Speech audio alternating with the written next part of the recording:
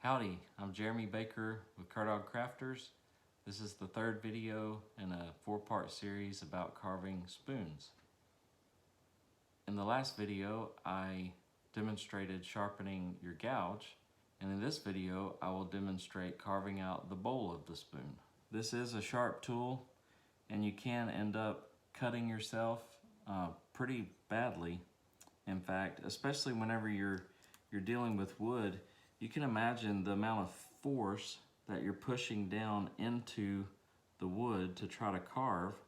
And if this were to slip, and let's say I'm holding the spoon blank, and then I'm using my arm, and I'm forcing this gouge into the wood, and let's say it slips, it could very easily not just bluntly go into my skin, but it could actually gouge out part of my skin. So when we're carving, we're not carving toward our support, we're carving away from our support.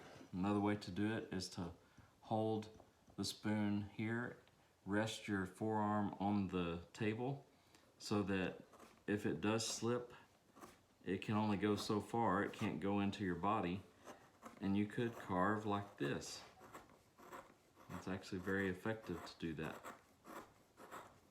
What I want to do is make sure that as I use the gouge and I'm carving out, that I maintain a uniform distance around the edge of the spoon blank. Keep in mind also that we will be shaping the bottom of the spoon bowl, and so let's say that this edge of this spoon is about 1/8 of an inch thick. Well, I don't want to carve 1/8 of an inch away from the edge here because some of this edge, this outside, is going to go away. So I have to envision that the outside of this blank is going to be a little bit smaller or more compact than it is right now because this is a rough surface and we have to take some of that away in carving our spoon.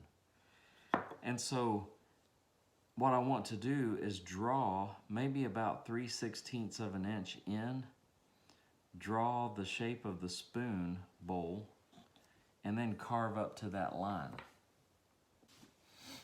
Now it'd be best to use a pencil pen. Whatever you do, don't use a felt tip pen, don't use gel ink, and don't use a permanent marker because all of those things will bleed into the wood and it's harder to sand that out. And that's going to be my guide for carving. And so as I carve, I'm going to carve and point in at that line and carve away from it. Now one thing you'll notice is that wood has a grain direction if you've never carved before. And you can see that as I carve with the grain, the gouge cuts into the wood a little bit better than whenever I carve across the grain. Right there, it's much harder.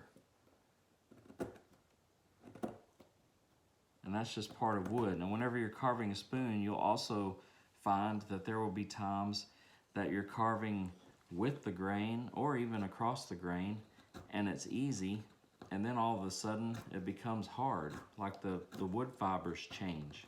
Maybe they change directions. And that's okay. So what you do in that instance, whenever you find that the wood fiber changes, or if your tool gets stuck, just turn it around and work it back down to where you had cut. And we'll continue this until we get the bowl carved out. When using the gouge, I'm using a curved motion to gouge out the material. I'm not prying with the gouge. I'm letting the cutting edge, and I'm guiding the cutting edge. I'm letting the cutting edge do the work, but I'm guiding it as I go through the cut. And so what I'm not doing is prying. Just don't dip in and then pry a piece out. Actually gouge the wood out with the cutting edge.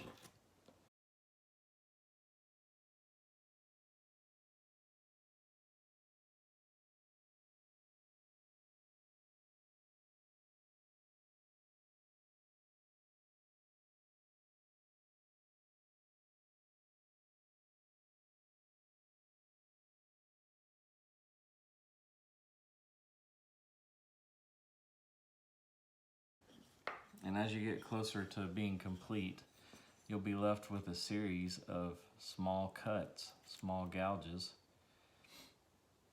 You might even like the look of that. I've seen some spoon carvers that they leave those small cuts and they take a rock or something really hard like a river rock that's more polished, and you can actually burnish the wood and not sand it.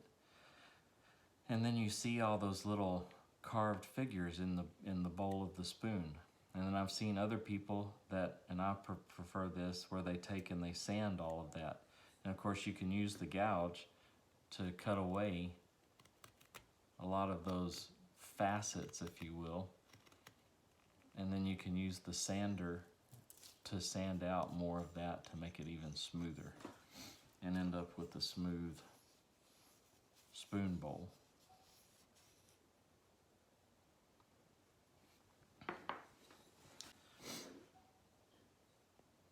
Now that the bowl of the spoon is carved out, we're going to turn our attention to the outside of the spoon, and we're going to start to shape it.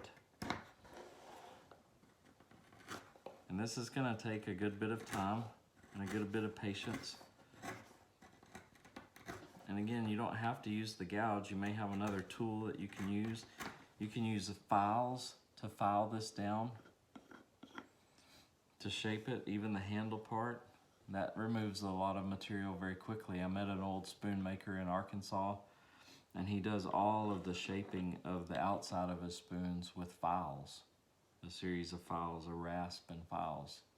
You could also use a knife, any kind of knife that you have, maybe one that you've sharpened that you can carve with, or you can use the gouges that have been provided. Carving the outside of the spoon takes a good bit longer than carving the bowl, mostly because you have so much to carve. You can also use a sander. If you have a belt sander, orbital sander, you can sand away material. If you have a band saw, you can actually cut away some of the material to make it easier to carve out the spoon. My preferred method is to use a belt sander. And I can set the belt sander up and I can actually take away a lot of material very quickly to carve out the shape of the spoon.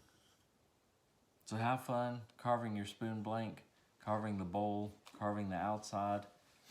If you get stuck, please send me an email or give me a call, and I'll try to help you out in any way that I can.